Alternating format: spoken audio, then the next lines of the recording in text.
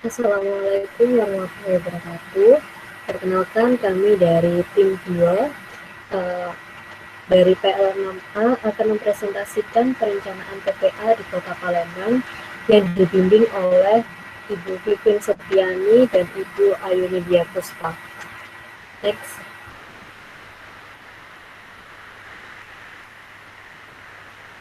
Perencanaan TPA pada Kota Palembang ini disusun oleh Ahmad Fatoni, NRP 03, Ani Nurhayati, NRP 13, Fahri Yuniafi Jalal, NRP 16, Farah Nabila Tholib, NRP 31, dan Sri Sudarti Diksi, NRP 22.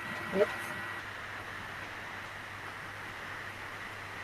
Pada pembahasan kali ini terdapat beberapa pokok bahasan, yaitu yang pertama pendahuluan yang akan menjelaskan tentang profil daerah dan kondisi lingkungan.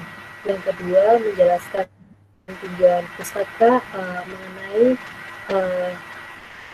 materi-materi yang memuat perencanaan TPA kami. Kemudian yang ketiga ada detail engineering dan RAP serta BOG. Next. Berikut ini adalah profil daerah dari Kota Palembang. Kota Palembang sendiri merupakan ibu kota provinsi dari Sumatera Selatan. Kota Palembang ini merupakan kota terbesar kedua di Sumatera setelah Kota Medan. Kota Palembang sendiri memiliki luas wilayah sebesar 400,62 km persegi dan dihuni oleh lebih dari 1,8 juta penduduk pada tahun 2018. Pada tahun 2030, Kota Palembang diprediksi akan dihuni sekitar kurang lebih 2,5 juta orang. Kemudian Kota Palembang ini juga termasuk kota terpadat di Sumatera setelah Kota Medan dan kota ke-9 yang terpadat di Indonesia serta ke-19 di Asia Tenggara. Kemudian Kota Palembang ini merupakan salah satu kota metropolitan di Indonesia dan secara geografis terletak antara 2 derajat, 52 sekon sampai 3 derajat 5 sekon lintang selatan dan 104 derajat, 37 sampai 104 derajat, 52 bujur timur. Tinggi rata-rata dari Kota Palembang sendiri yaitu 8 meter dari permukaan air laut.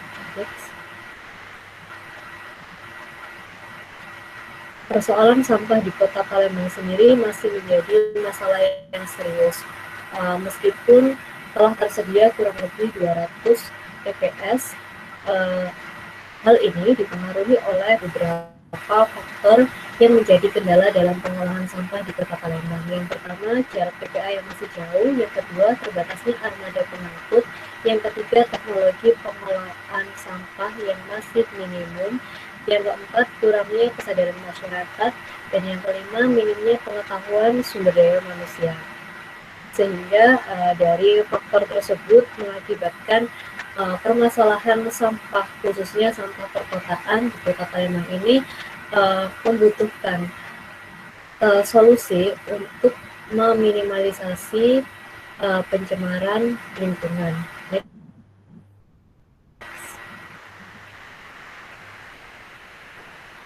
Berikut ini adalah kondisi lingkungan di Kota Palembang berdasarkan data dari Hikers Bay bahwa iklim Palembang merupakan iklim daerah tropis dengan angin yang lembab atau nisbi. Nah, ini dapat dilihat pada grafik yang di atas. Nah, bahwa grafik tersebut sangat fluktuatif mulai dari bulan Januari hingga bulan Desember. Kemudian kecepatan angin di seluruh wilayah Kota Palembang sendiri berkisar antara 2,3 km per jam sampai 4,5 km per jam. Atau kecepatan angin ini hampir merata setiap bulannya, yaitu berkisar 2 knots hingga 4 knots. Dengan arah yang terbesar dari arah barat laut serta tekanan udara rata-rata di permukaan laut sebesar 1009 milibar dan di daratan sebesar 1007,5 milibar. Sedangkan kelembapan udara rata-rata sekitar 82,6% dan kelembapan udara tertinggi pada bulan Januari sampai bulan Februari yaitu 85% dengan rata-rata penyinaran matahari sekitar 45%. Hal ini dapat dilihat pada grafik yang bawah bahwa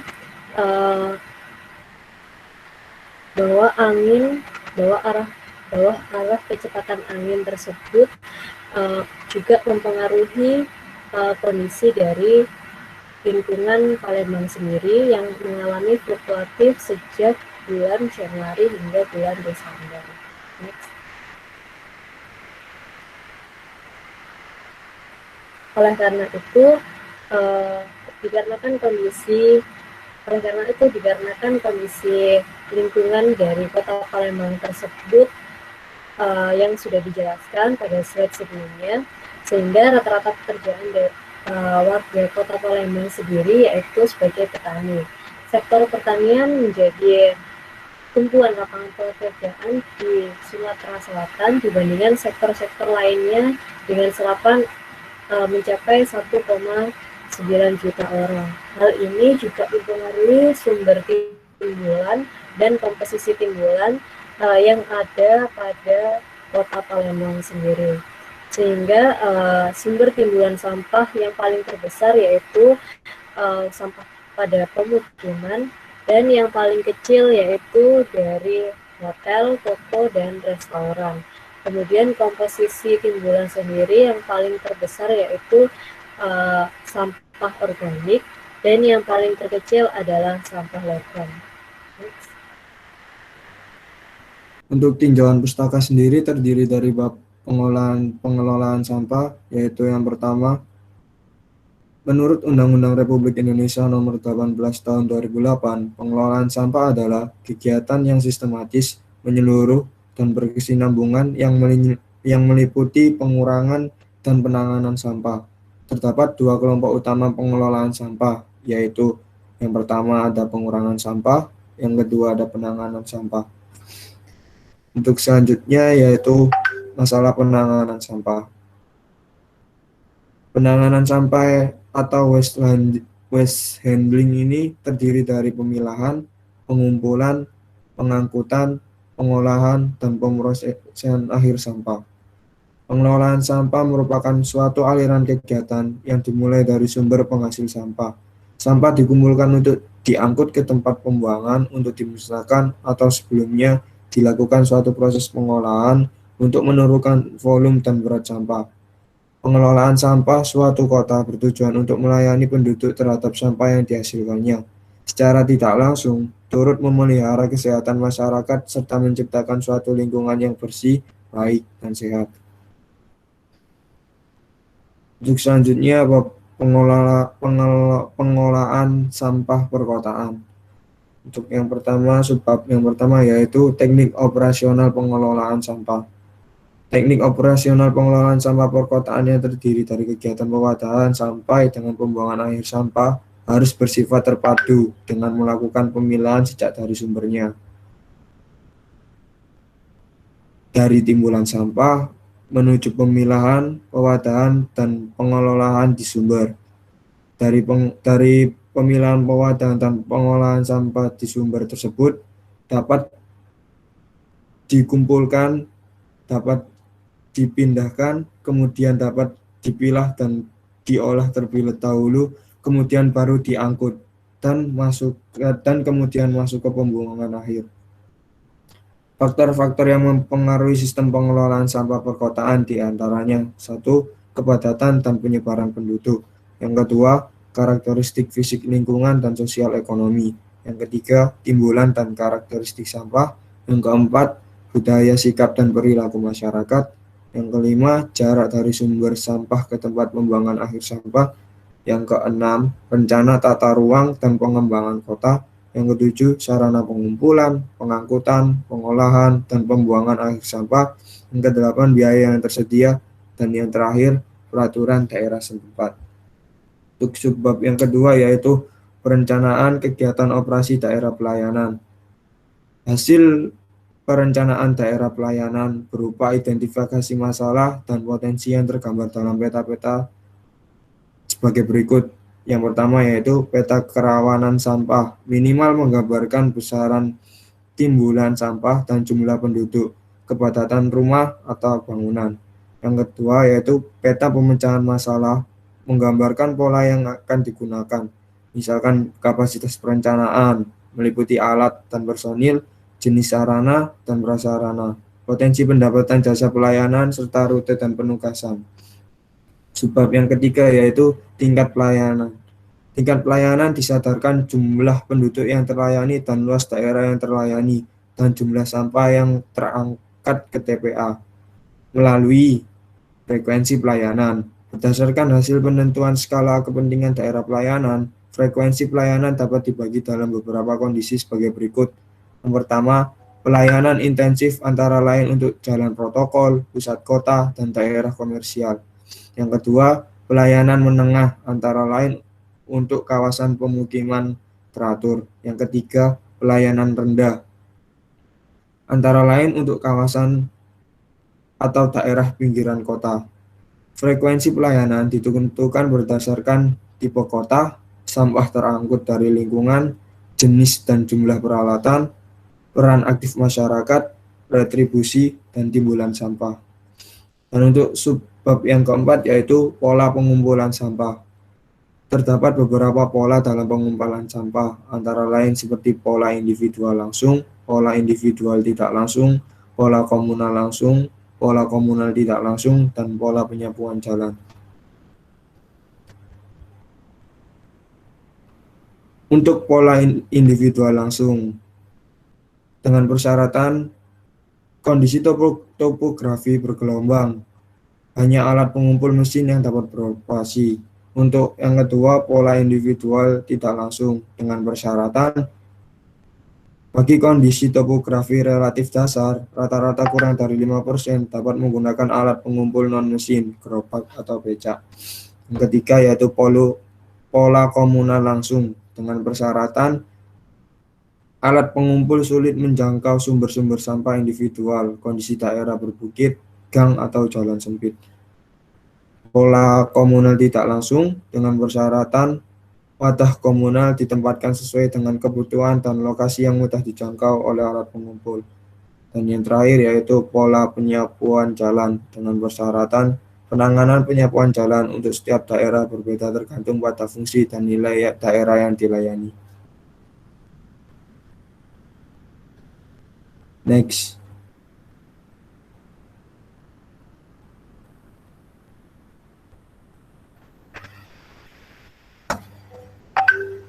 Pemrosesan akhir atau yang biasa disingkat TPA. TPA merupakan tempat di mana sampah diisolasi secara aman agar tidak menimbulkan gangguan terhadap lingkungan sekitarnya. TPA merupakan tempat di mana semua sampah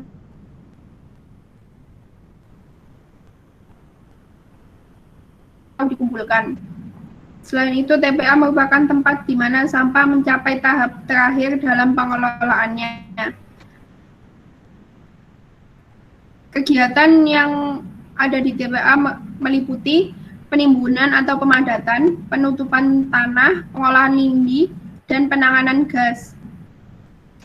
Selanjutnya ada persyaratan pembangunan TPA. Untuk syarat pembangunan TPA yaitu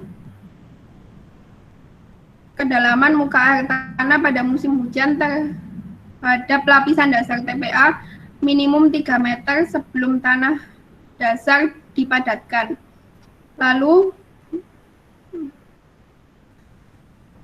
bila menggunakan tanah liat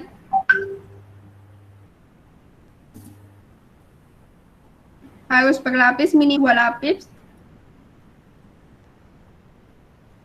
dengan 250 mm hingga mencapai kepadatan 95%. Dan juga kemiringan yang disyaratkan untuk TPA 1-2% ke arah tempat.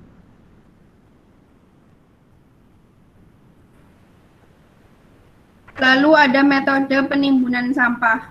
Untuk metode penimbunan sampah terdapat 3 metode, yaitu area method, trench method, dan canyon.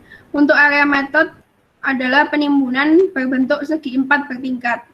Sedangkan trench method adalah berbentuk parit segi 4. Digunakan pada area yang memiliki muka air tanah yang dalam. Adalah menggunakan jurang sebagai tempat pembuangan. Selanjutnya ada sanitary landfill. Metode sanitary landfill adalah metode pengurukan di area pengurukan sampah yang disiapkan dan dioperasikan secara otomatis dan pemadatan sampah pada pengurukan serta penutupan sampah setiap harinya pada UU nomor 18 tahun 2008. Untuk keunggulan dari sanitary landfill yaitu fleksibel, mampu menerima segala jenis sampah, memberi dampak positif bagi estetika kota, adanya penanganan khusus untuk licin dan gas, lalu luas lahan untuk sistem sanitary landfill lebih kecil daripada sistem on-site dumping. Namun kekurangan untuk sanitary landfill adalah metode yang diterapkan cukup kompleks dan biaya pembangunan awal yang cukup mahal. Selanjutnya ada proyeksi penduduk, merupakan perhitungan ilmiah yang didasarkan pada asumsi dan komponen-komponen laju pertumbuhan penduduk. Adapun metode proyeksi penduduk yaitu metode aritmatika, metode geometrik, dan metode least square. Selanjutnya adalah produksi lindi. Lindi adalah cairan yang berasal dari sampah itu sendiri yang disebut dengan lindi primer dan air yang masuk ke dalam sel landfill dan merembes melalui celah sampah yang disebut dengan lindi sekunder. Produksi lindi TPA berpotensi menurunkan kualitas sumber daya air di wilayah sekitarnya. Beberapa teknologi yang diterapkan untuk pengolahan lindi dapat diklasifikasikan ke dalam 3 kelompok utama, yaitu transfer lindi, transfer dan pengolahan gabungan dengan limbah domestik, lalu biodegradasi, yaitu proses aerobik atau anaerobik, dan metode kimia serta fisik. Selanjutnya adalah produksi gas landfill. Komposisi, kuantitas, dan kecepatan terbentuknya gas bergantung pada beberapa faktor seperti jumlah sampah, komposisi, dan densitas, serta karakter penempatannya, kedalaman landfill, kadar air sampah, suhu, dan jumlah oksigen yang tersedia. Terdapat beberapa jenis kandungan gas pada landfill, yaitu gas metan merupakan kandungan gas dengan komposisi tertinggi, lalu selanjutnya ada karbon dioksida, nitrogen, dan sisanya adalah gas lainnya.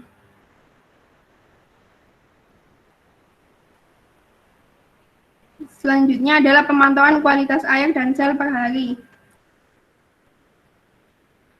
Sebelum, selama, dan setelah pembangunan sanitasi TPA, penting untuk mencegah risiko potensial terhadap kualitas lingkungan. Meskipun ini adalah sanitasi TPA manual, harus mematuhi standar lingkungan dan keselamatan tertentu. Lalu untuk perhitungan sel per hari, sel harian terdiri dari municipal solid waste dan bahan penutup dimensi dengan tujuan untuk menghemat di tanah tanpa merusak penutup dengan tujuan menyiapkan lahan kerja yang cukup untuk bongkar muat dan manuver kendaraan pengangkut. Lalu ada persiapan lokasi TPA. Yang pertama adalah pembukaan dan pembersihan lahan. Selanjutnya adalah perawatan bahan dasar. Lalu ada potongan dan kemiringan.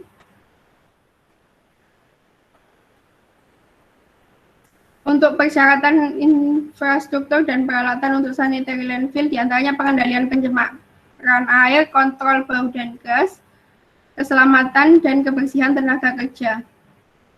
Selanjutnya untuk konstruksi infrastruktur TPA, selama masa pembangunan TPA dibutuhkan sarana dan prasarana sebagai berikut. Yang pertama adalah jalan masuk, lalu ada jalan operasi, lalu ada bangunan penunjang, serta drainase TPA. Selanjutnya, untuk penutup cover TPA memiliki beberapa syarat, yaitu lapisan dasar TPA harus kedap air, lapisan dasar TPA harus dilengkapi saluran pipa pengumpul lindi dan kemiringan minimal 2% ke arah saluran pengumpul maupun penampung lindi. Lalu untuk manajemen kontrol TPA yaitu meliputi penetapan organisasi dan manajemen operasi TPA, lalu ada setting organisasi dan manajemen TPA, dan secara periodik penanggung jawab TPA. Dan yang terakhir adalah bill of quantity dan rencana anggaran biaya atau RAP. Untuk bill of quantity yaitu estimasi biaya dalam satuan proyek konstruksi, biasanya dalam bentuk bill of quantity. Untuk RAB adalah perhitungan biaya yang diperlukan dalam pengembangan TPA berdasarkan BOQ yang telah kita buat. Untuk RAB terdapat biaya langsung dan biaya tidak langsung, serta tahapannya harus dilakukan untuk menyusun RAB, yaitu menyusun daftar harga, jumlah dan bahan, lalu analisa harga satuan tiap pekerjaan, lalu rincian RAB dari BOQ, dan terakhir adalah rekapitulasi. Next.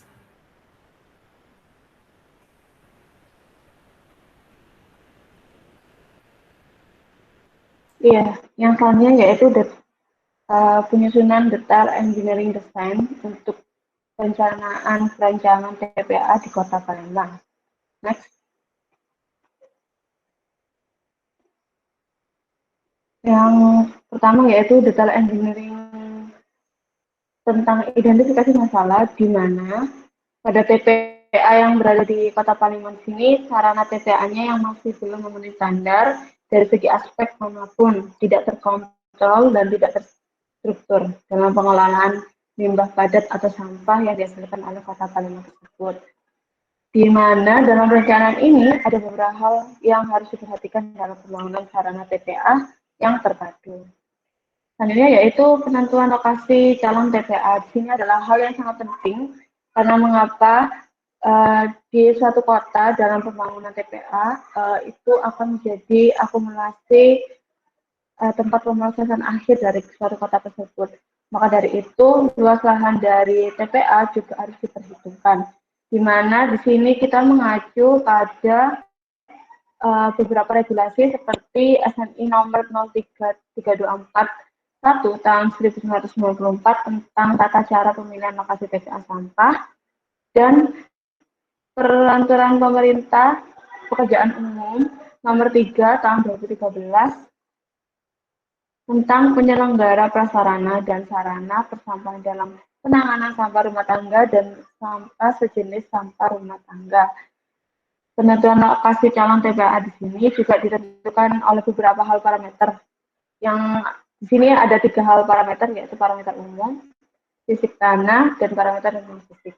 Di mana parameter umum di sini menjelaskan bahwa parameter ini meliputi batas administrasi, status kepemilikan tanah, kapasitas lahan, dan pola partisipasi masyarakat.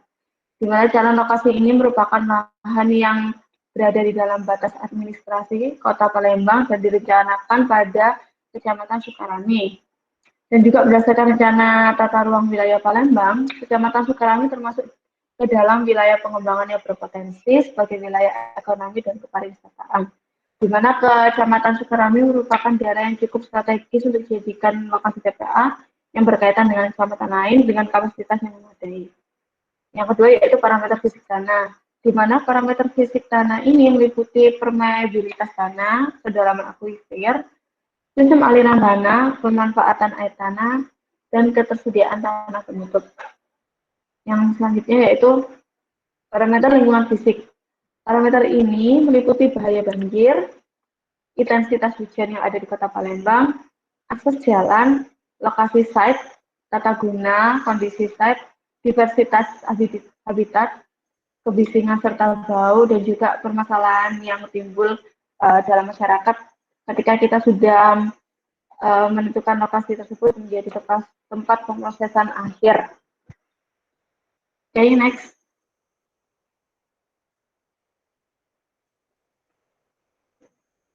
Nah, pada perencanaan kami, lokasi perencanaan TPA di Kota Palembang di sini yang sudah saya sebutkan tadi yang terletak di Kecamatan Sukarami, Kota Palembang, Sumatera Selatan. Di sini saya mengambil beberapa capture dari Google Earth yang mana menentukan letak dari Kecamatan Sukarami itu yang akan dijadikan lokasi pembangunan TPA di Kota Palembang tersebut. Next.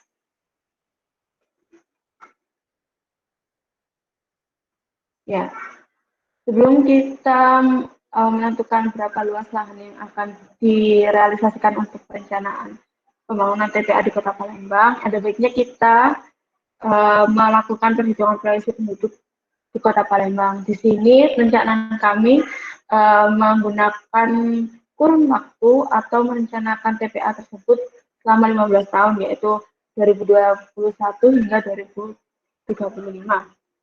Di mana di sini kita menggunakan atau mencocokkan perhitungan proyeksi penduduk yang sudah kita ketahui semua, yaitu ada 3 macam metode aritmatika, metode geometri, dan metode Lasker.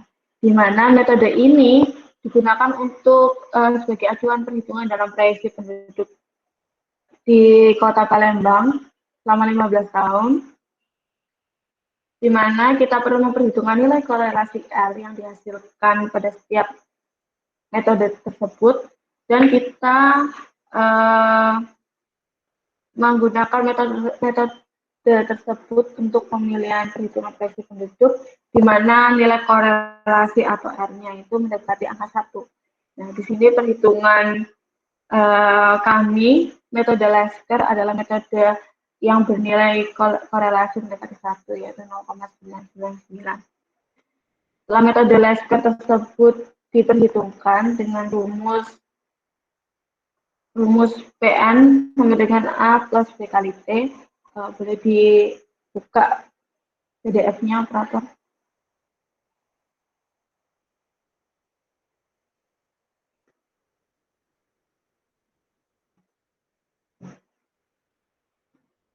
Next ke bawah, halaman 56.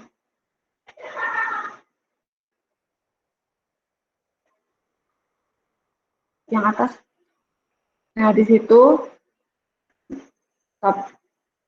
kita bisa memperbandingkan nilai korelasinya antara aritmatik, geometri, dan Lasker yang di mana mendekati 1 adalah metode Lasker. Scroll ke bawah.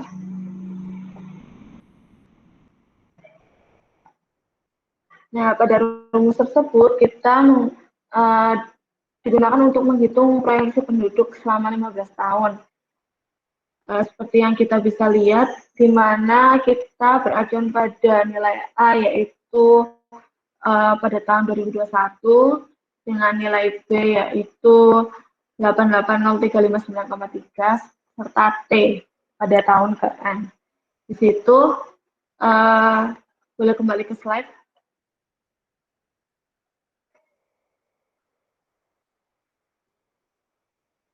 Nah, selama ini metode Lasker dengan proyeksi penduduk selama 15 tahun pada periode tahun 2021 sampai 2035 diperhitungkan sebesar 14.651 sekian jiwa penduduk pada tahun 2035.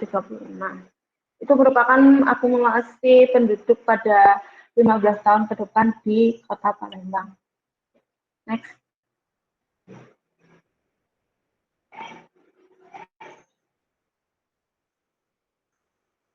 Ya, setelah kita memperhitungkan proyeksi penduduk, tentunya pada setiap penduduk atau jiwa selalu menghasilkan timbulan sampah di Kota Palembang. Ya, di sini agar kita mengetahui luas lahan berapa yang akan kita gunakan atau rencanakan dalam pembangunan TPA, kita mengasumsikan nilai PVC seperti pada layar, yaitu 0,8 kg per orang selama 1 hari.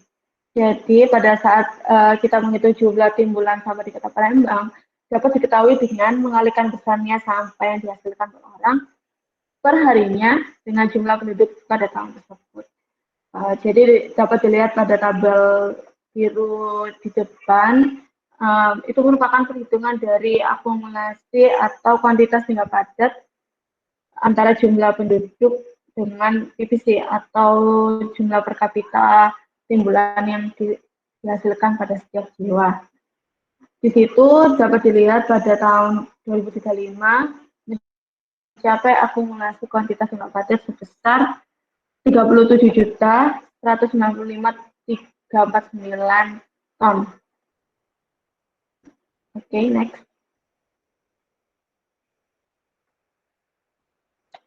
Nah, setelah itu kita juga dapat memperhitungkan kebutuhan lahan. Jadi setelah kita memperhitungkan proyeksi penduduk pada 15 tahun ke depan, lalu memperhitungkan timbulan yang dihasilkan dengan asumsi PPC per kilogram jiwa itu sebesar 0,8 kilogram. Di sini kita mendapatkan nilai total areanya sebesar 36 hektar untuk selama TPA beroperasi 15 tahun ke depan. Dengan final cover sebesar 237.730, sekian meter kubik per tahun, dengan volume trench, karena kita menggunakan metode trench, sebesar 619.2465 meter kubik. Boleh dibuka PDF-nya.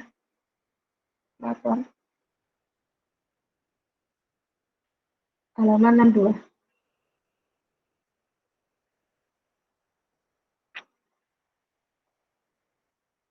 Nah, di sini adalah tabel perhitungan untuk perhitungan luas area atau luas lahan yang akan dipakai pada perencanaan TPA 15 tahun ke depan di Kota Palembang, yaitu di mana berunsurkan perhitungan kompaksi sampah, cover material, stabilisasi sampah, di mana kita menggunakan stabilisasi sampahnya densitas stabil sebesar 550 kg per meter kubik, lalu memperhitungkan volume sanitary landfill dengan penimbunan, lalu memperhitungkan fill area, dan freeboard. Freeboard ini adalah area tambahan yang digunakan sebagai langkah antisipasi agar sampah tidak sampai overload atau melebihi kapasitas landfill.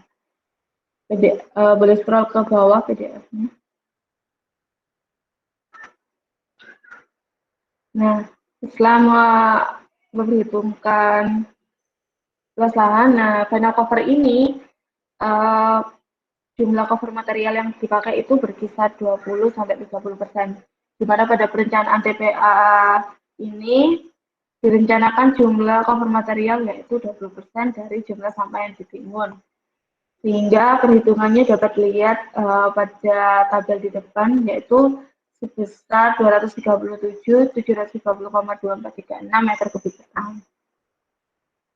Oke, scroll ke bawah, operator.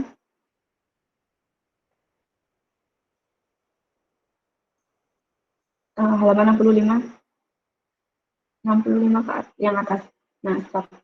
Nah, dengan volume trench yang kita dapatkan dengan kita membuat metode trench di sanitary landfill di Kota Palembang ini sebesar 619.2645,63 meter kubik. Dengan perhitungan akumulasi sampah, kebutuhan final cover, serta densitas kompaksi. Oke, kembali ke PPT ini.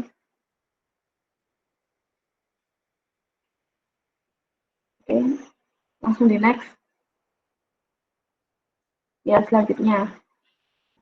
Karena pembangunan TPA di sini bukan hanya tentang mengenai limbah padat yang akan kita tampung, ternyata pada setiap timbulan yang dihasilkan pada setiap jiwa juga menghasilkan kadar air.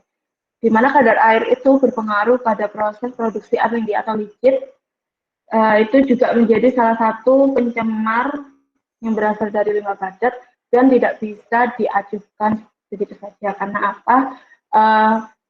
Sedikit banyak air lindi juga dapat mengganggu dari kondisi lahan yang tercemar, mengganggu pernafasan karena bau, serta juga dapat merusak habitat yang ada di sekitar. Di sini, maka dari itu, di next akan dijelaskan tentang bagaimana cara pengolahan ini dengan cara menghitung IPA lindi tersebut.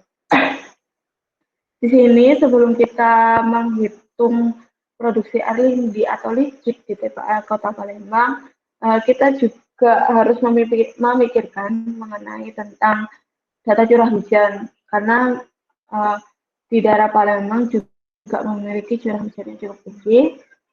Lalu kita memproyeksi curah hujan tersebut, lalu kita dapat menghitung kadar air lindi dengan hasil akhir perhitungan debit air lindi yang dihasilkan. Dengan nanti outputnya akan memperhitungkan instalasi pengolahan air lindi di TPA Kota Palembang. Oke, next.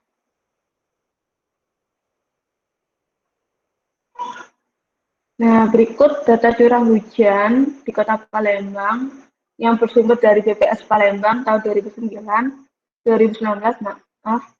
Nah, di sini kita dapat lihat curah hujan pada setiap bulan dari Januari hingga Desember pada proyeksi curah hujan data 2014, 2015 hingga 2019. Di sini kita juga memperhitungkan rata-ratanya untuk memperhitungkan proyeksi curah hujan di Kota Palembang tersebut, di mana kita dapat mengambil satu acuan curah hujan yaitu pada tahun 2019, di mana rata-rata curah hujan tersebut yaitu pada tahun 2019 sebesar 169,54 mm per tahun. Next. Nah, di sini adalah perhitungan proyeksi curah hujan di Kota Palembang. Ya, sama seperti perhitungan proyeksi penduduk, di mana proyeksi curah hujan di Kota Palembang juga diperhitungkan melalui 3 metode, yaitu metode aritmatika, geometri, dan least-square. Dari salah satu metode tersebut yang memiliki nilai korelasi terbesar atau hampir satu, bernilai satu, dapat dilihat yaitu metode geometri. Berarti di sini kita memperhitungkan menggunakan metode geometri sebagai berikut. Jadi dapat dilihat pada tabel di samping, tabel warna kuning, curah hujan yang dihasilkan pada setiap tahun 2021 hingga tahun 2035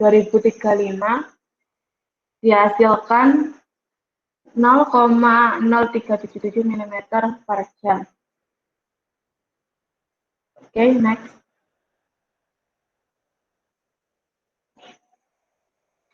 Nah, di sini setelah kita memperhitungkan mengenai data curah hujan, lalu kita memproyeksikannya, selanjutnya kita menghitung kadar air, di mana kadar air ini memiliki 3 aspek, yaitu berat aliran air hujan sebesar 122,034 ton, produksi air lindi yang dihasilkan yaitu sebesar 2.726.493,176 ton.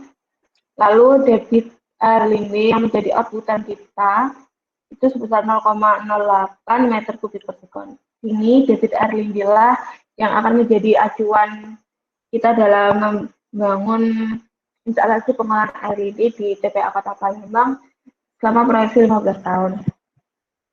Operator boleh membukakan PDF-nya. Halaman 69.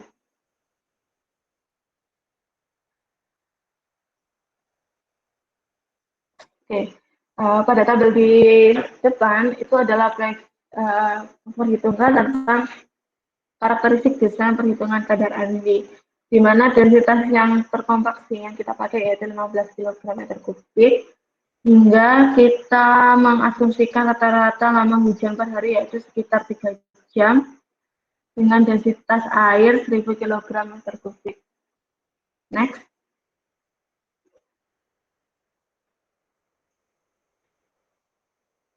Ya, yang kedua yaitu perhitungan aliran air hujan. Aliran air hujan ini menjadi salah satu hal utama yang harus diperhitungkan karena di sini akan menjadi debit yang kita dapatkan pada outputan perhitungan rigid kali ini. Next.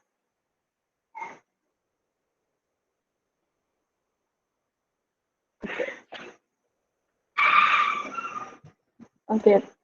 Di sini perhitungan berat air dalam sampah yaitu nanti beroutputan sebagai produksi lindi per tahun dalam ton. Boleh di next. Nah, di sini produksi air lindi per tahun dalam ton pada tahun 2035, proyeksi terakhir yaitu sebesar 2.724.93,176 ton. Oke, boleh di next. Sampai halaman 77.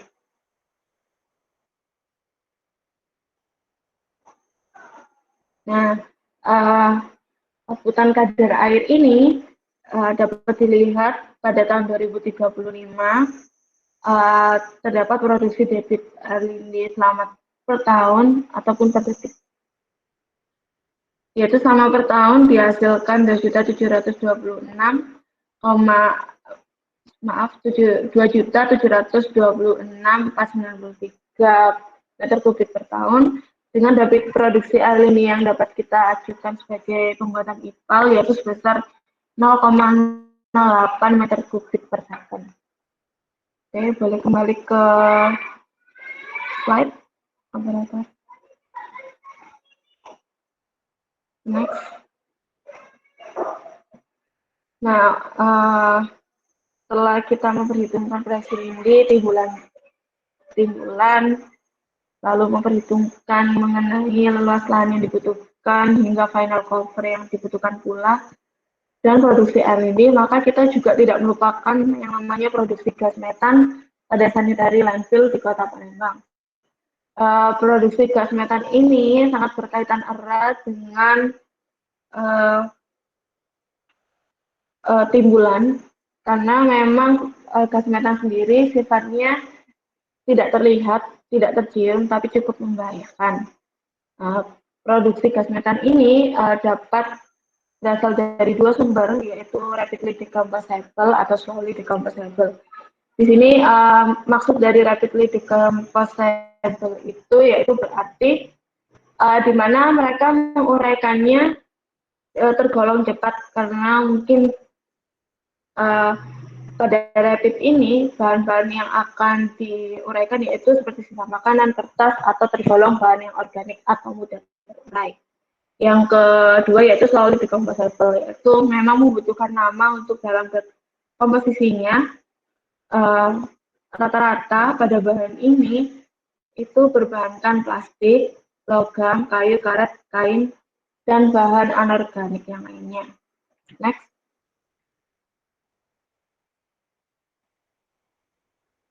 Nah, di sini adalah tabel mengenai berat komposisi timbulan sampah yang ada di Kota Palembang, di mana komposisi ini sudah berasal dari penelitian yang dimana sudah dijelaskan saudari Sri yang ada di bab 1 tentang kondisi lingkungan, di mana di Kota Palembang ini rata-rata komposisi timbulannya yaitu sama makanan, kertas, plastik, karet, logam, kayu, kain, dan yang lainnya.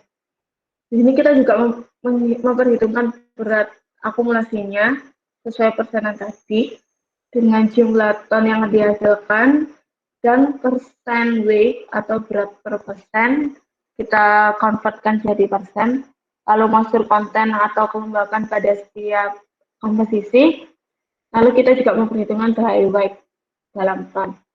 Di sini yang tergolong jenis rapidly decomposable yaitu sama makanan dan kertas, yang tergolong solid decomposable yaitu plastik, karet, logam, kayu, kain, dan lain-lainnya.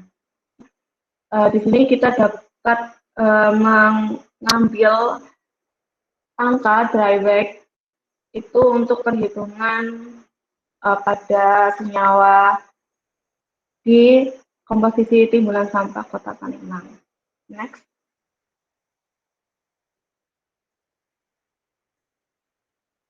Di sini adalah massa komposisi unsur sampah di Kota Palembang, di mana massa yang paling kompleks itu memiliki unsur C, HO, NS, dan H atau debu. Di mana di sini sudah diperhitungkan dari dry weight, komposisi yang kita perhitungkan dari pada slide sebelumnya dengan persen masing-masing dari komposisi sisa makanan dan juga korelasi antara persenan dari nilai C, unsur H, O, NS, dan S. Sudah diperhitungkan setiap komposisinya, yaitu sama makanan, kertas, plastik, logam, kayu, karet, kain, dan yang lainnya. Kemudian di total pada setiap unsur C, H, O, N, S, dan S untuk mencari nilai massa unsur komposisi sampah yang ada di Kota Palembang. Next.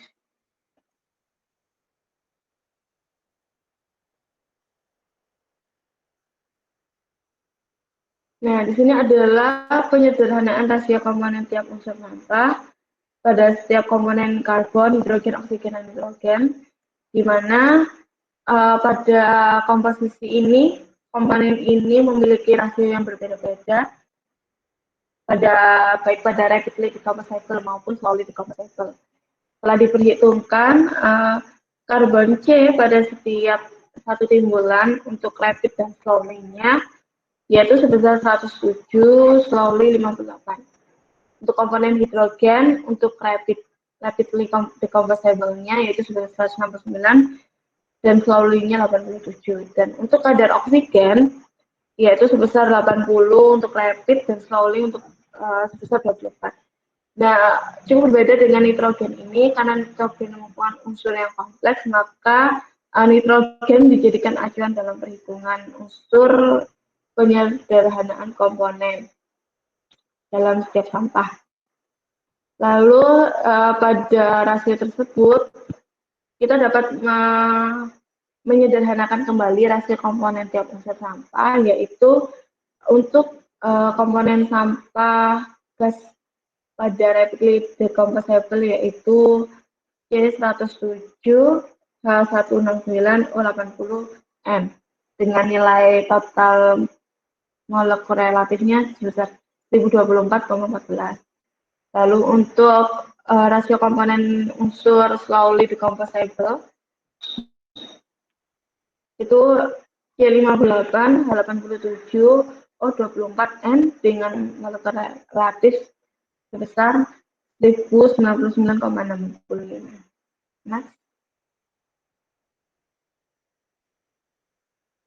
Nah, di sini yang selanjutnya yaitu dapat dilihat pada tabel yang pertama, itu adalah puncak dari produksi dari setiap gas metan, di mana pada puncaknya itu berada di persen 75 dengan rate of gas di rapidly sebesar sekian.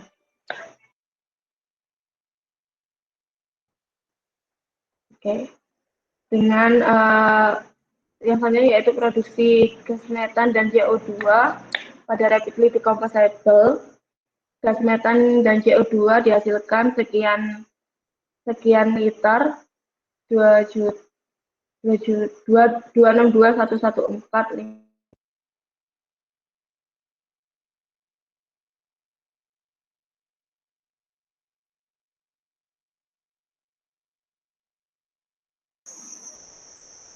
Untuk yang selanjutnya yaitu untuk produksi gas metan dan CO2 pada setiap rapidly decomposable itu dihasilkan sekian liter untuk gas metan dan CO2.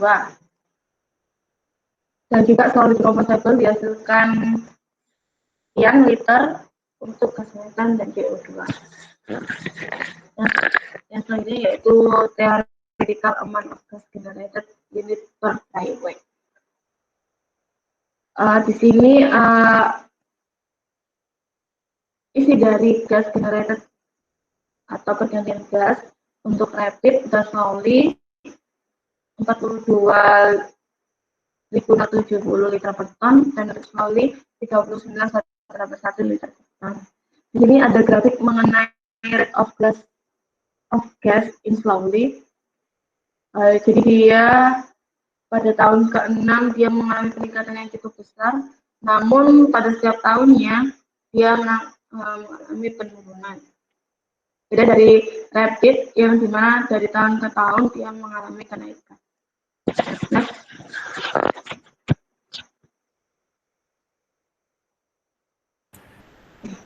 Baik, selanjutnya adalah sistematika landfill. Metode penimbunan yang direncanakan menggunakan metode trench, di mana sel landfill tidak sepenuhnya berada di permukaan tanah, akan tetapi juga berada di bawah permukaan tanah.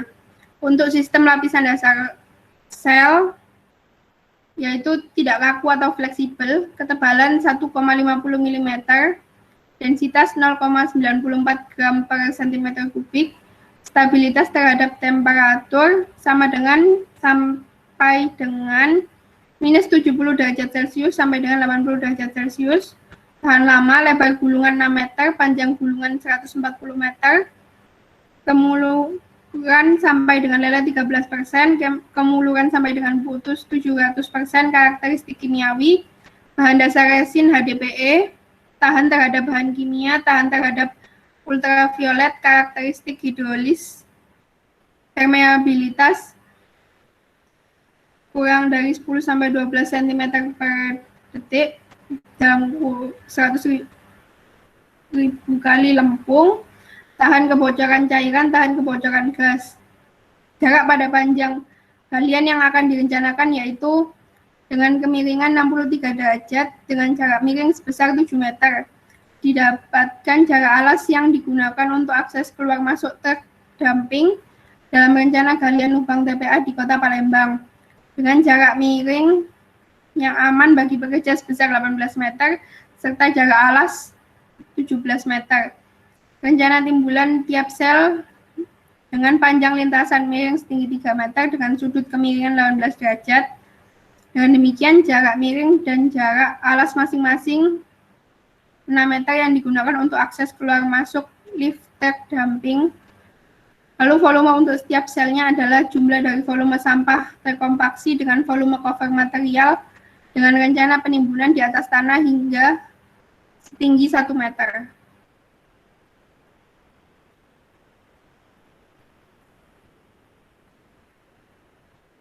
Untuk kebutuhan pipa penyaluran gas dapat dilihat sebagai berikut, dan keseluruhan kebutuhan pipa penyaluran gas yaitu 3.451 meter.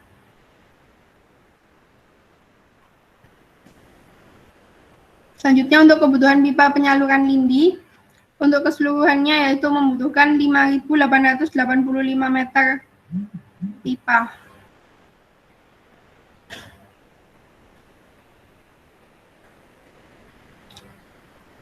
Selanjutnya untuk perencanaan pengolahan lindi di TPA Kota Palembang, untuk TDS-nya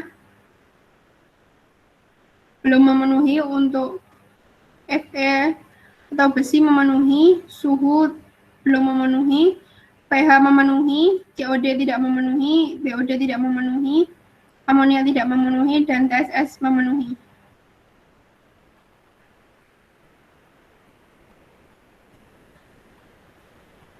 Lalu IPAL untuk TPA Kota Palembang berdasarkan analisa parameter karakteristik dapat disimpulkan dalam menentukan alternatif pengolahan lindi harus memperhatikan efisiensi removal yang akan digunakan untuk mengolah lindi, di mana pada Permen PU nomor 3 tahun 2013 serta analisa perhitungan mass balance dapat disimpulkan untuk pemilihan alternatif unit yang sesuai dan memenuhi baku mutu ialah alternatif kedua, yaitu kolam anaerobik, fakultatif, maturasi, dan wetland. Pemilihan alternatif dua juga disarankan pada kebutuhan dana yang akan dikeluarkan dalam pembangunan IPAL pengolahan lindi. Berikut PFD unit pengolahan lindi di TPA Kota Palembang dengan dimensi sebagai berikut. Sumur pengumpul 4,05 meter kali 4,05 meter kali 1,8 meter. Kolam anaerobik dengan panjang 0,6 meter, lebar dikalikan lebar 0,6 meter dan dikalikan tinggi 3 meter. Kolam fakultatif panjang 0,66 meter dikalikan lebar 0,66 meter dan dikalikan tinggi 1,2 meter. Lalu kolam maturasi dengan panjang 0,6 meter dikalikan lebar 0,6 meter dan dikalikan tinggi 1,2 meter. Lalu wetland dengan panjang 8 meter dikalikan lebar 8 meter dan dikalikan tinggi 1,5 meter.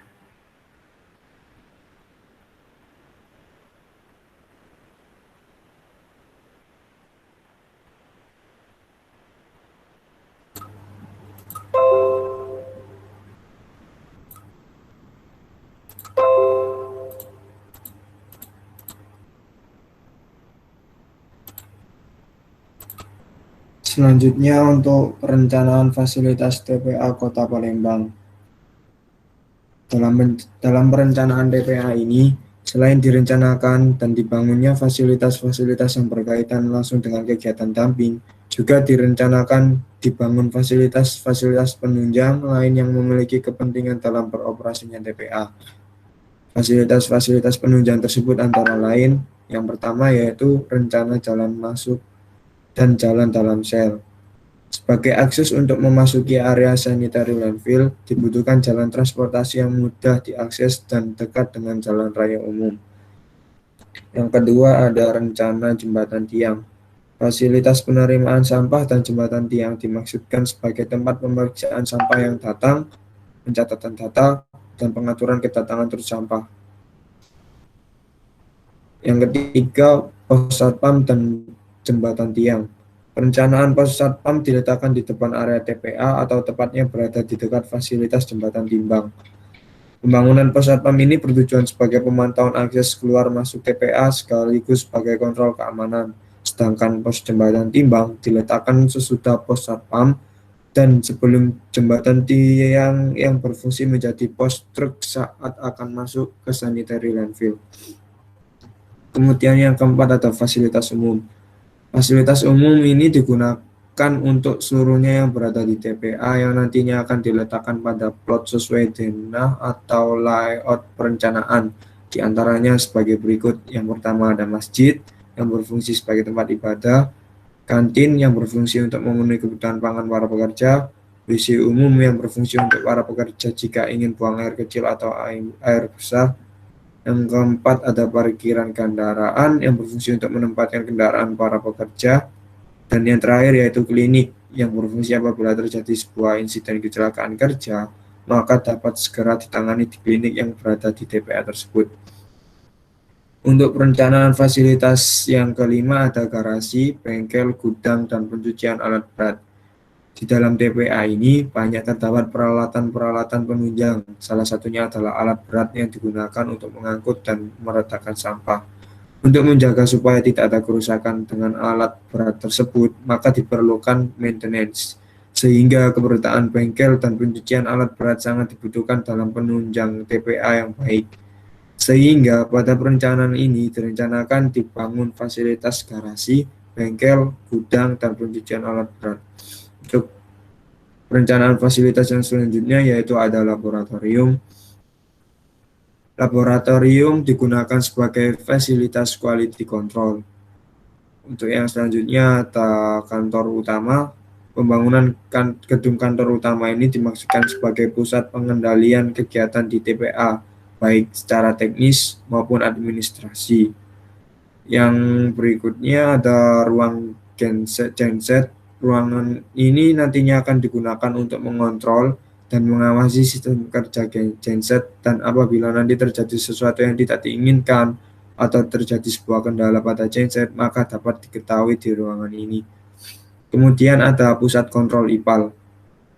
Ruangan ini nantinya akan digunakan sebagai pusat kontrol IPAL yang akan mengontrol sistem kerja IPAL. Kemudian ada parkiran area IPAL. Digunakan untuk memarkir kendaraan agar nantinya memudahkan para pekerja yang bekerja di pusat kontrol IPAL. Selanjutnya ada yang tak lupa dan tentunya yaitu IPAL itu sendiri. Untuk menjaga kualitas air tanah dan air permukaan agar tidak sampai tercemar oleh lindi, maka pengolahan air lindi terlebih dahulu merupakan suatu kewajiban untuk dilakukan, yaitu dengan melakukan pengujian efluen dari IPAL untuk mengetahui apakah air olahan lindi telah memenuhi baku mutu dan aman dibuang untuk ke badan air. Selanjutnya ada kantor area IPAL. Kantor area IPAL ini nantinya dimaksudkan sebagai pusat pengendalian kegiatan di area IPAL, baik secara teknis maupun administrasi, agar pengawasan IPAL mudah dilakukan. Selanjutnya ada fasilitas rumah energi dan pengolahan gas.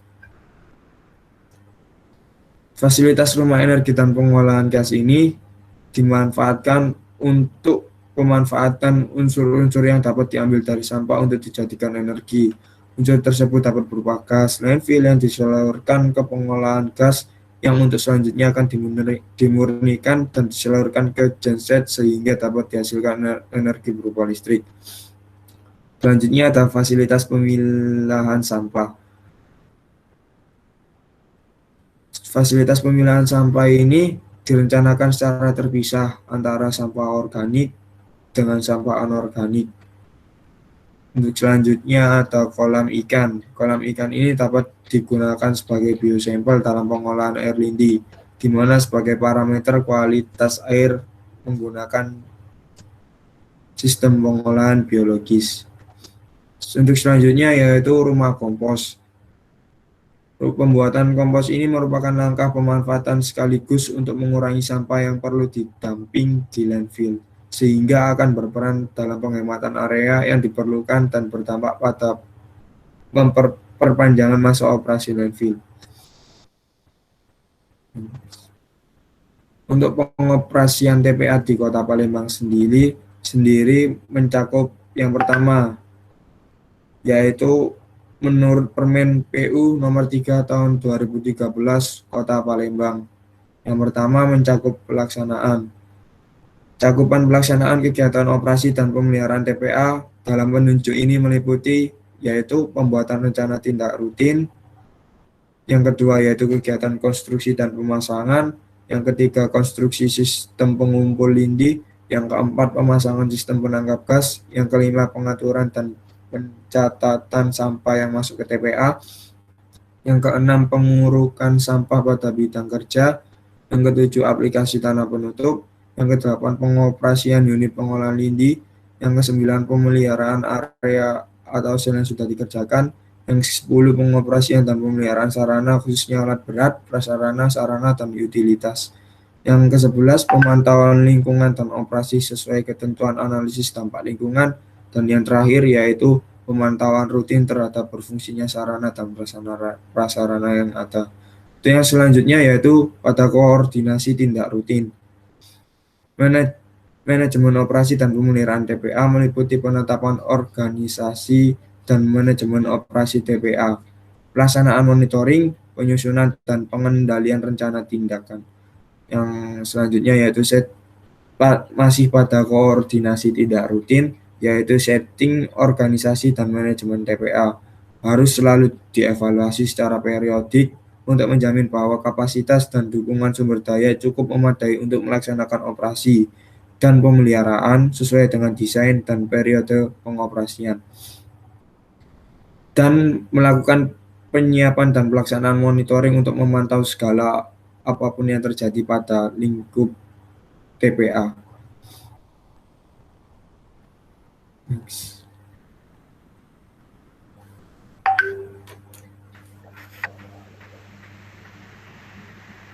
Selanjutnya yaitu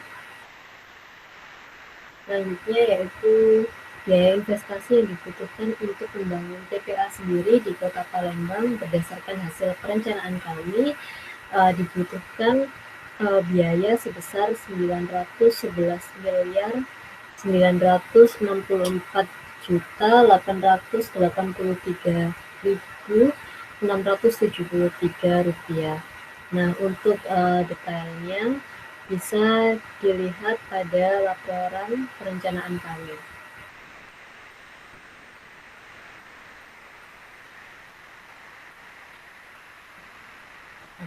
Berikut ini adalah rincian dari anggaran biaya TPA Kota Palembang. Nah, biaya tersebut sebesar 911 miliar tersebut meliputi yang pertama dari persiapan, yang kedua pekerjaan site, next, kemudian saluran licin, saluran gas, saluran drainase, kemudian ada jalan operasional, tembok permanen, peralatan laboratorium, fasilitas non-bangunan, dan fasilitas bangunan. Sehingga kebutuhan biaya yang cukup sangat besar tersebut sudah mencakup keseluruhan kebutuhan dari TPA yang telah kami rencanakan. Untuk selanjutnya adalah penjelasan dari detail gambar yang telah kami buat.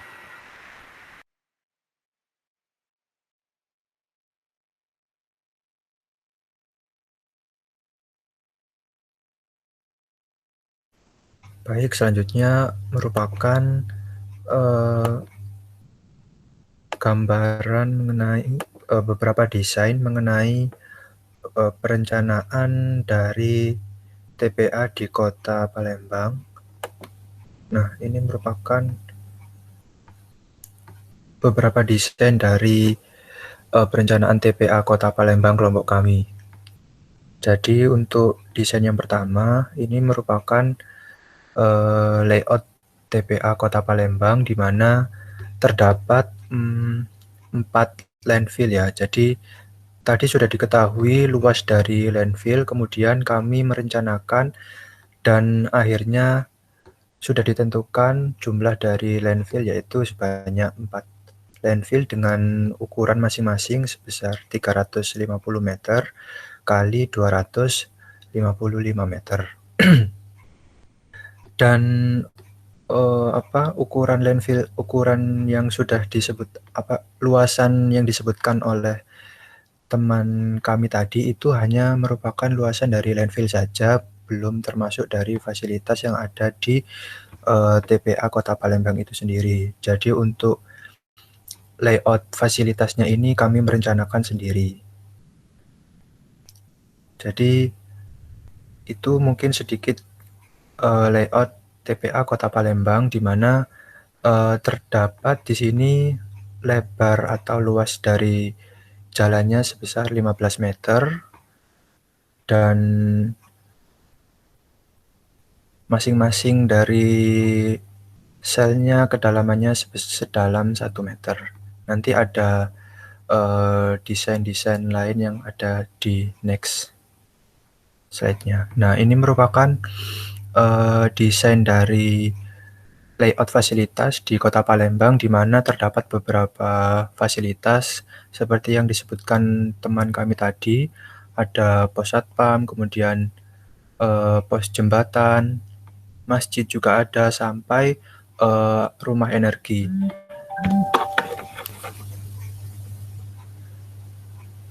Kemudian untuk tata letak dari layout fasilitasnya ini sendiri, kami merencanakan agar posisinya itu tepat dan sesuai. Artinya memposisikan gedung-gedung dari masing-masing fasilitas ini sesuai dengan fungsi dan perannya masing-masing. Misal ini ada kantor yaitu kantornya di huruf R, kantornya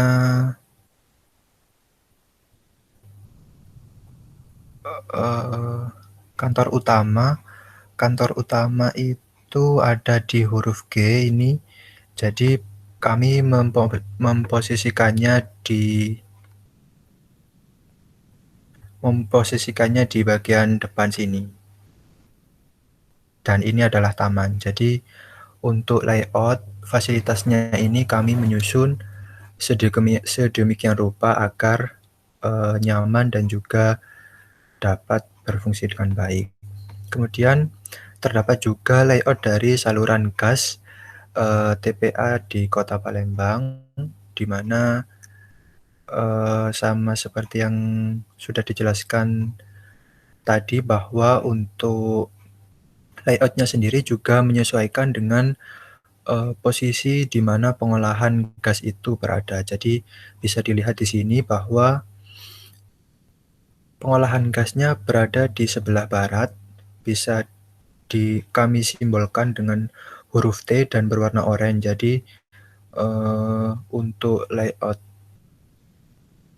pengolahan gasnya seperti ini, dan untuk jarak dari masing-masing pipa ini sudah ketentuan sebesar 50 meter dengan diameternya sebesar 0,15 meter.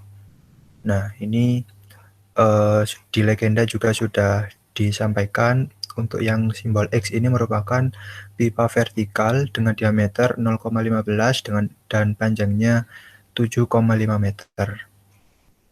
Jadi pipa vertikal ini pipa yang dari bawah, dari dalam yang naik ke atas.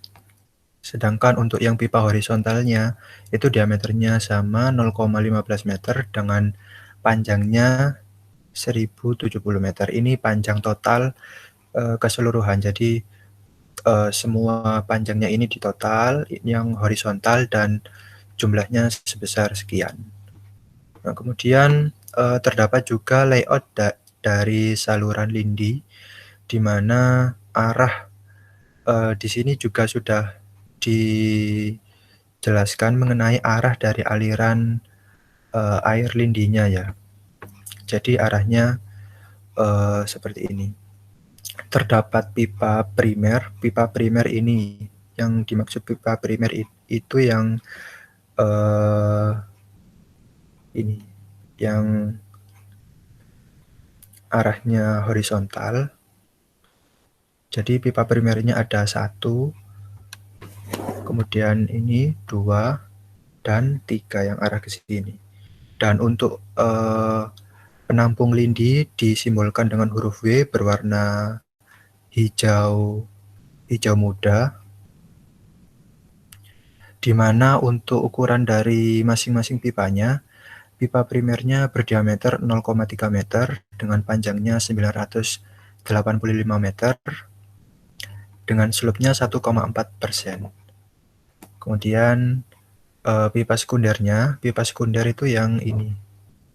Nah, yang biru-biru ini itu diameternya 0,3 meter, panjangnya juga 122,5 meter, dan slope-nya sama 1,4%. Jadi untuk layout saluran drainase juga disesuaikan dengan posisi di mana tempat penampung lindi berada. Seperti itu. Dan untuk jaraknya ini juga sudah sesuai dengan peraturan. Jarak antar pipa ini sebesar 40 meter. Kemudian kita lanjut dengan layout dari drainase di TPA Kota Palembang. Jadi di sini terdapat 2 tipe drainase. Ada yang lebarnya 1,5 dengan ketinggian 1,5 juga. Ada juga yang lebarnya itu 2 meter dengan ketinggian 1,5 meter. Nah, untuk lebih jelasnya nanti ada di bagian bawah, ada lebih jelasnya. Nah, sama seperti yang layout dari saluran lindi, bahwa yang drainase juga diolah di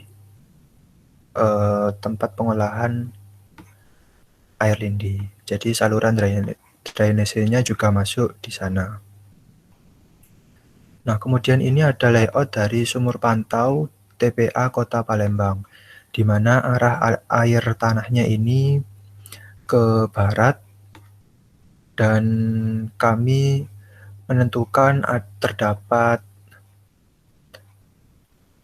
8 sumur pantau, jadi 1, 2, 3, 4, 5, 6, 7, 8 yang berfungsi untuk memantau dari kualitas air, apakah mencemari air tanah atau tidak, seperti itu.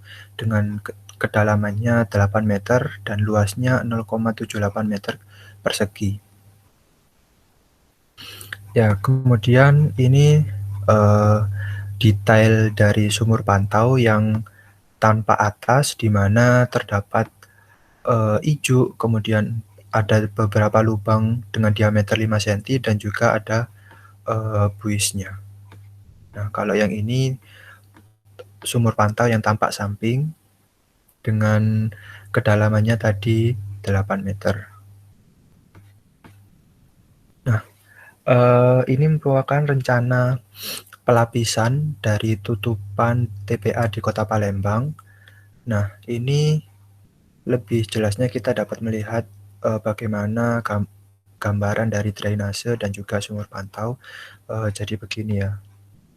Jadi ini tadi yang lebar dari drainase ada yang 2, kemudian ada yang 1,5. Jadi tadi ini ada yang 2, kemudian di sini juga ada yang 1,5 dan kedalamannya masing-masing semuanya 1,5. Nah, untuk setiap lapisannya ini ada jenisnya masing-masing, sudah dijelaskan di legenda di sini. Jadi ada yang berwarna abu-abu, kemudian ungu, merah, kuning, kemudian kuning tua, kuning muda, hijau tua, hijau muda, dan sampai oranye. Ini ada simbolnya masing-masing, seperti ada lapisannya gitu. Lapisan asli yang dipadatkan dengan ketinggian 30 cm. Jadi ini yang lapisan yang sudah dipadatkan gitu ya, tingginya 30 cm. Kemudian di atasnya lagi ada lapisan tanah lempung, tingginya juga sama 30 cm. Kemudian ada lapisan geomembran, tingginya 2 mm ini, sampai ke bagian atas sendiri, yaitu cover materialnya itu sendiri. Nah, selanjutnya ini ada layout dari sel yang ada di landfill, di mana sama halnya seperti landfill tadi, untuk jumlah selnya ini kami juga menentukan sendiri dan disesuaikan dengan luasan dari landfill itu sendiri. Dan bisa dilihat di sini, ini arah masuk, jadi nanti truk yang membawa sampah itu bisa masuk lewat arah sini, kemudian langsung membuang sampahnya ke nomor 1. Kemudian dilanjut sampai yang terakhir nomor 104. Nah, untuk nomor-nomor ini juga menyesuaikan agar truk menyesuaikan dengan mobilitas truk, sehingga nanti truknya dapat berjalan dengan nyaman dan tidak ada bagian yang terlewati. Seperti itu. Nah, ini lebih detailnya lagi ya, dari layout area ukuran 350 kali 255 meter. Nah, di samping itu kami juga menggambar mengenai layout dari IPAL yang berguna untuk mengolah air lindi yang dihasilkan oleh sampah, di mana terdapat beberapa unit. Unit yang pertama itu adalah sumur pengumpul, ukurannya 4 kali 4 kali 1,8. Jadi panjangnya 4 meter, lebarnya 4 meter, kemudian kedalamannya 1,8. Terdapat juga unit kolam anaerobik, kemudian kolam fakultatif, kolam naturasi, dan yang terakhir wetland. Jadi sudah dijelaskan sama teman saya tadi bahwa untuk unit-unit pemilihan unit IPAL-nya sendiri ini disesuaikan dengan baku mutu dan juga yang tidak memenuhi baku mutu. Jadi yang tidak memenuhi baku mutu diolah di unit IPAL ini sehingga nanti outputnya dapat memenuhi baku mutu. Nah, tadi kan ini gambarnya hanya 2 dimensi. Nah, kami juga sudah membuat gambar dalam bentuk 3 dimensi melalui aplikasi SketchUp, di mana tampak atasnya seperti ini. kemudian tampak sampingnya seperti ini tampak samping dari fasilitas, dan ini tampak atas dari landfill TPA. Mungkin untuk lebih jelasnya kami akan membukakan di aplikasi SketchUp-nya. Jadi mungkin sekilas saja untuk fasilitas dan juga landfill yang ada di TPA Kota Palembang. Jadi ini sudah tampil di layar ya. Ini adalah gambaran 3 dimensi dari TPA yang ada di Kota Palembang dengan beberapa fasilitas penunjang seperti ada masjid, kemudian ada pos satpam juga, kemudian ada juga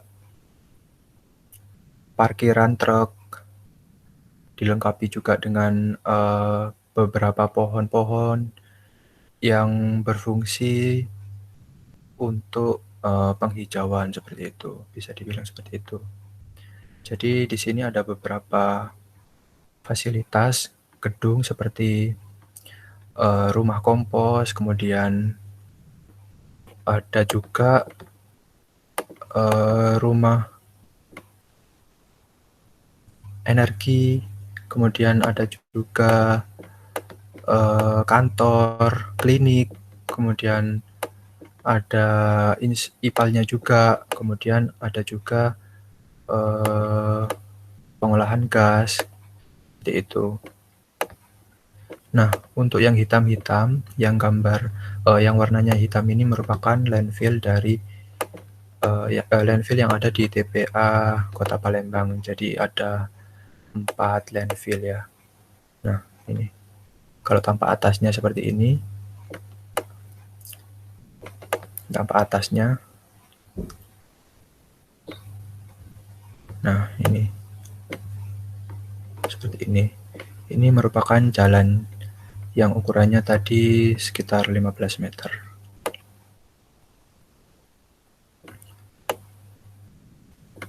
Ya, seperti itu.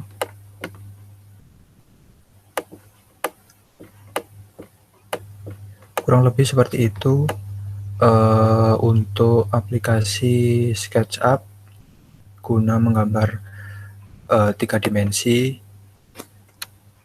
TPA di Kota Palembang. Sekian, terima kasih. Itu tadi adalah presentasi perencanaan TPA Kota Palembang dari kami. Sekian, kami mohon maaf apabila ada salah kata. Terima kasih dan semoga bermanfaat. Wassalamualaikum warahmatullahi wabarakatuh.